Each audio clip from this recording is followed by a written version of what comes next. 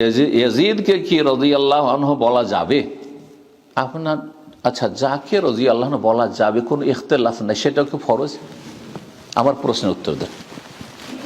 আবু বকর, ওমর, ওসমান, আলী রাদিয়াল্লাহু তাআলা সাহাবা, যে কোনো সাহাবী, তাই না? আবু হুরায়রা নাম আসলো, রাদিয়াল্লাহু বলার হুকুম কি? ফরজ, ওয়াজিব, হ্যাঁ, মুস্তাহাব? মুস্তাহাব।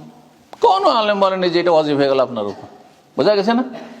ইমাম বুখারীর নাম আসলো রাহিমাহুল্লাহ, বলা ওয়াজিব? হ্যাঁ, দোয়া। আপনার বাবা মারা গেছেন, বাবার নাম আসলো রাহিমাহুল্লাহ, বলা ওয়াজিব? মুস্তাহাব কাজ দোয়া করা। বুঝতে পারছেন না? তাহলে যাদের জন্য রাদিয়াল্লাহু আনহু আছে কোরআন হাদিসে, ওয়াল্লাযীনা তাবাউ বিইহসান পর্যন্ত, সূরা তাওবার আয়াত নম্বর 100, হয় মুহাজিরিন আনসার, আর না হলে তাদের নিষ্ঠার সাথে অনুসারী, খুলুসিয়াতের সাথে অনুসারী।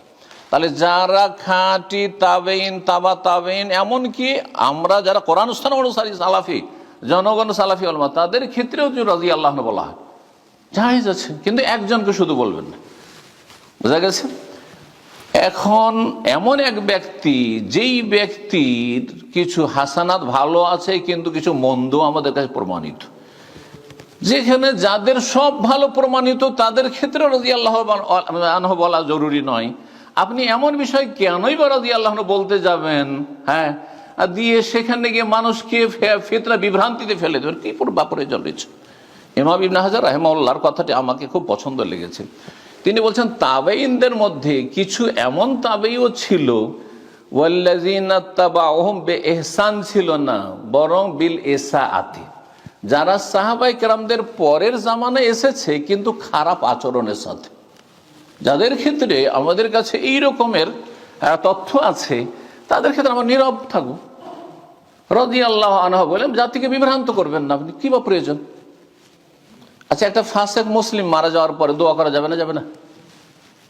ফাসেক মুসলিম, যে কোনো ফাসেক মুসলিম, আজকালকার জামানার ধারে একটা পাপী মুসলিম মারা গেছে, বিভিন্ন পাপ ছিল, কিন্তু সে কাফের হয়নি, বড় কুফরি ছিল না, জানাজায় যাওয়া যাবে না? যাবে না? দোয়া করা যাবে না? যাবে না? আল্লাহকে মাফ করে দাও, কবর আযাব দূর করা যাবে না? বরং সে বেশি মুখাফেকি, ডুবন্ত ব্যক্তির মতো।